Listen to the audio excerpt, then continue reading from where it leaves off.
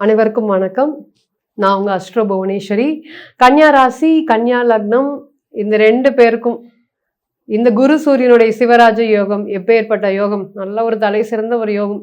இந்த ராசியை பொறுத்தவரையும் 12ஆம் அதிபதியான சூரியன், 7 மற்றும் 4ஆம் அதிபதியான குரு, இவங்க 2 பேரும் சேர்ந்து 11ஆம் இடமான கடகத்தில் இருக்கக்கூடிய ஒரு யோகமான டைம் பீயிங் எப்படி இருக்க போகுது, கன்னியா ராசி இன்னைக்கு என்ன ஃபேஸ் பண்ணிட்டு இருக்காங்க, உங்களோட கேரக்டர் என்ன, இந்த ஒரு யோகத்தினால என்ன பலன்களை அனுபவிக்க போறாங்க, நிச்சயமாக பார்க்கலாம். கன்னியா ராசி அப்படின்னு சொல்லும் போதே புதனுடைய ராசி. புதன் மூலத்திரிகோணம், புத்திசாலித்தனம், கம்யூனிகேஷன், திங்கிங் கெப்பாசிட்டி, பெர்ஃபெக்ஷன் சொல்லிட்டே இருக்கலாம் இந்த மாதிரி.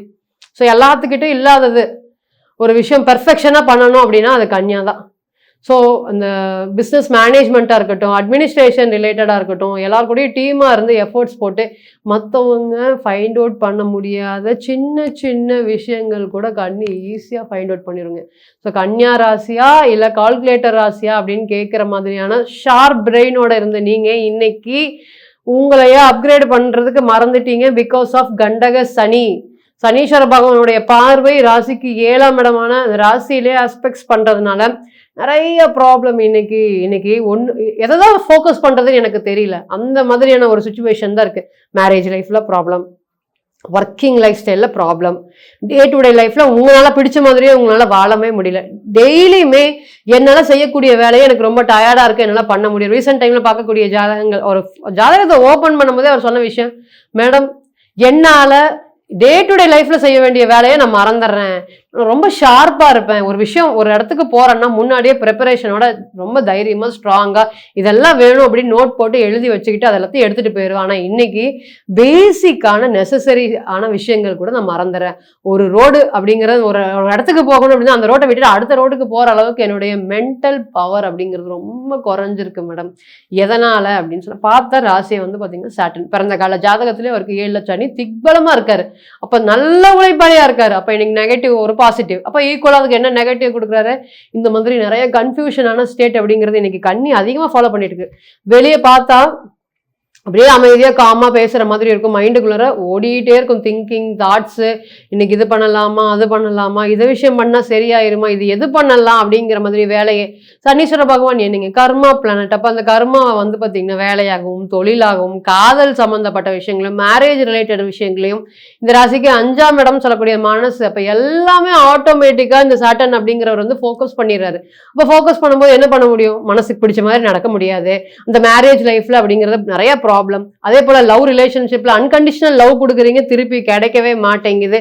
ஒரு ஹோப் கொடுத்துருக்கீங்க லவ்வுக்கு, அது திருப்பி உங்களுக்கு வர மாட்டேங்குது. இந்த மாதிரி தொடர்ந்து எல்லா இடத்துலையும் அடி வாங்கி இன்னைக்கு கன்னியா ராசி அப்படிங்கிறது ரொம்ப சூப்பரான ராசியா இருந்தாலும் இன்னைக்கு growth அப்படிங்கிறது ரொம்ப கம்மியாக தான் இருக்குதுன்னு சொல்லணும். ஸோ இந்த நேரம் சாட்டனுடைய ஆஸ்பெக்ட்ஸ் 8th ஹவுஸ்ல போகும்போது கண்டிப்பாக ஒரு பாசிட்டிவ் சேஞ்சஸ் இருக்கு, மறந்துடவே கூடாது. அஷ்டம சனி பெரிய தொந்தரவுகளை பண்ணாது, எந்த ஒரு சூழ்நிலையுமே பண்ணாது. ஆல்ரெடி நீங்க அதோட பிக் சேஞ்சஸே பார்த்துட்டு வந்துட்டீங்க. அதனால இந்த 8க்கு போகக்கூடிய சனீஸ்வர பகவான் உங்களுக்கு எந்த ஒரு தொந்தரவையும் கொடுக்க மாட்டாரு.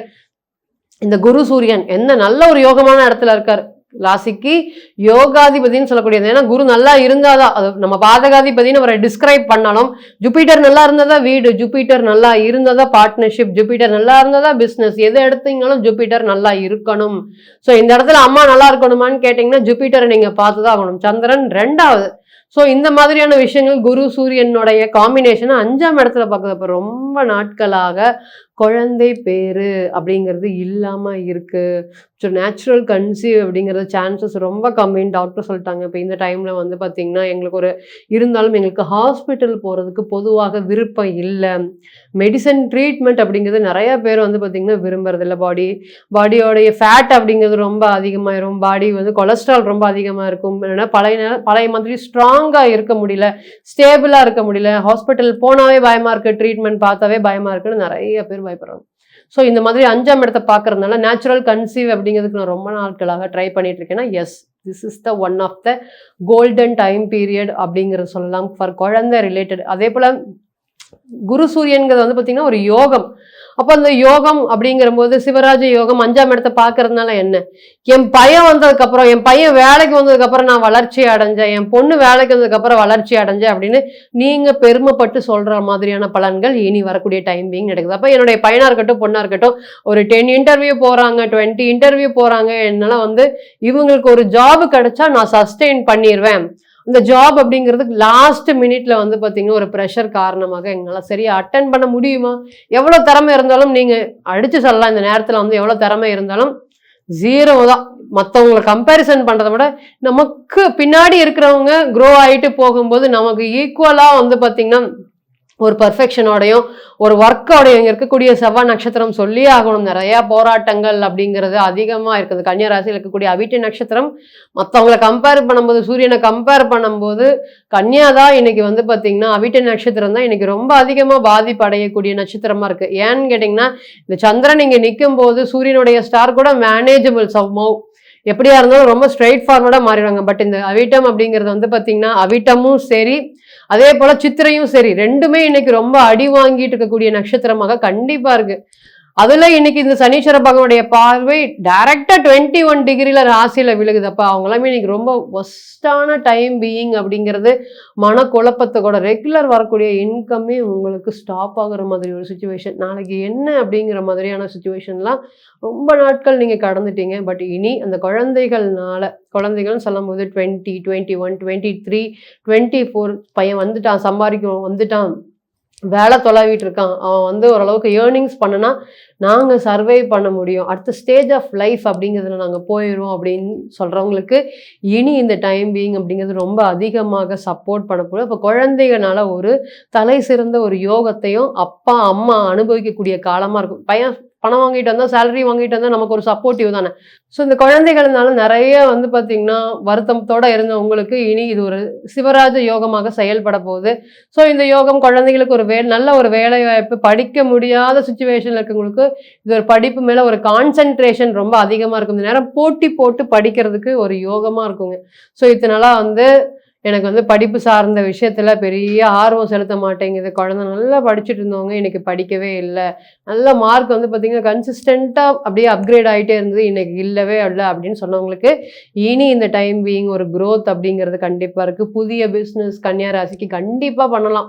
சனீஸ்வர பகவான் 8க்கு போயிட்டாலுமே எதுவும் பெரிய ப்ராப்ளம் இல்லை. தொழில் ஸ்தானாதிபதி நல்ல ஒரு யோகமான பிளேஸில் இருக்கார். அப்போ நிறைய தொழிலில் வந்து பார்த்திங்கன்னா money management problem, supplier related issues problem, நிறையா வந்து ட்ராவல் பண்ணிகிட்டே இருக்கு. இந்த ட்ராவலுக்கு உண்டான எக்ஸ்பென்சஸஸ் அம்மாவும் என்னால் மேனேஜ் பண்ண முடியல அப்படின்னு புதிய பிஸ்னஸ் தொடங்குறக்கு ஐடியாஸ் இருந்தும் அதை இம்ப்ளிமெண்ட் பண்ணுறதுக்கு டைம் பீயிங் இல்லாமல் வருத்தப்பட்டுட்டு இருந்த உங்களுக்கு இனி இது வந்து one of the golden time period அப்படிங்கிறத சொல்லலாம். ஸோ நிறையா பிஸ்னஸ் ஐடியாஸும் க்ரியேட்டிவ் திங்கிங்கும் அதிகமாக இருக்கக்கூடிய கன்னிக்கு இனி பிஸ்னஸ் ரிலேட்டட்லாம் நல்லா அதிகமாக சப்போர்ட் பண்ண போகுது. பூர்வீக சொந்த சம்பந்தப்பட்ட உறவுகள் எல்லாமே நிறைய ப்ராப்ளம் அப்படிங்கிறது உங்களுக்கு கொடுத்துட்ருக்காங்க. கன்னி ராசி பொறுத்தவரை இன்னைக்கு எல்லாருமே ஆல்ரெடி இந்த வீடியோவில் சொல்லியிருக்கோம், குழந்தை சார்ந்த ப்ராப்ளம், உறவுகள் சார்ந்த ப்ராப்ளம், ஒய்ஃப் சம்மந்தப்பட்ட ப்ராப்ளம், லவ் ரிலேட்டட் ப்ராப்ளம் எல்லாமே அடி வாங்குது. ஏன்னு கேட்டிங்கன்னா இந்த 4-5 விஷயங்களுமே சாட்டர்ன் தான் கையில் வச்சுருக்காரு. அப்படி வச்சிருக்கும் போது எல்லாமே நம்மளை விட்டு போகுமாங்கிற ஒரு பயம் அப்படிங்கிறது பயமுறுத்திட்டே இருக்காரு. அப்போ இந்த விஷயங்கள்லாம் இனி வரக்கூடிய டைம் மாறப்போகுது. ஸோ ஒரு நல்ல ஒரு க்ரோத் அப்படிங்கிறது கண்டிப்பாக இந்த குரு சூரியன்கிற சிவராஜ யோகத்தினால ஏற்பட போகுது. எப்பவுமே ஒரு டிரான்சிட்ல ஒரு விஷயம் நடக்குது அப்படின்னா அது தற்காலிகமானதா முதல்ல அதை புரிஞ்சுக்கணும் நீங்க. ஸோ அது பிறந்த கால ஜாதகத்தில் அப்படியே கொண்டு போய் பொருத்தி பார்த்துடக்கூடாது. பிறந்த கால ஜாதகத்தில் அந்த யோகம் அப்படிங்கிறது உங்களுக்கு இருந்தால் அது லைஃப் லாங் டிராவல் ஆகிட்டே இருக்கும். ஸோ இந்த டிரான்சிட் அப்படிங்கிறது இன்னைக்கு என்ன நாளைக்கு அதே மாதிரி இந்த டிரான்சிட் அப்படிங்கிறது சிம்மராசிக்கு மாறிடும். ஸோ இந்த ஒரு யோகம் வரும்போது அந்த யோகத்தை எப்படிலாம் பயன்படுத்திக்கலாம், அந்த யோகம் நம்மளுடைய பிறந்த கால ஜாதகத்தோட அடாப்ட் ஆகுது அப்படிங்கிறது தனிப்பட்ட ஜாதகம் தான் அதை பார்த்து பதில் சொல்லும். நம்ம சொல்லக்கூடிய இந்த அனைத்து டிரான்சிட்டுமே அந்த டிரான்சிட்டுக்கு உண்டான பலன்கள் தான். ஸோ அது அப்படியே பிறந்த கால ஜாதகத்துல போய் பொருத்தி பார்த்துடக்கூடாது. அப்படி பார்த்தா நிறைய தவறு வர்றதுக்கு வாய்ப்பு இருக்கு. ஸோ தனிப்பட்ட ஜாதகத்தை நீங்க ஆலோசனை பண்ண விருப்பப்பட்டீங்கன்னா கீழே இருக்கக்கூடிய நம்பருக்கு கான்டாக்ட் பண்ணுங்க. மீண்டும் ஒரு பதிவில் உங்களெல்லாம் சந்திக்கும் வரை உங்களிடமிருந்து விடைபெறுவது உங்கள் அஸ்ட்ரோ புவனேஸ்வரி. நன்றி, வணக்கம்.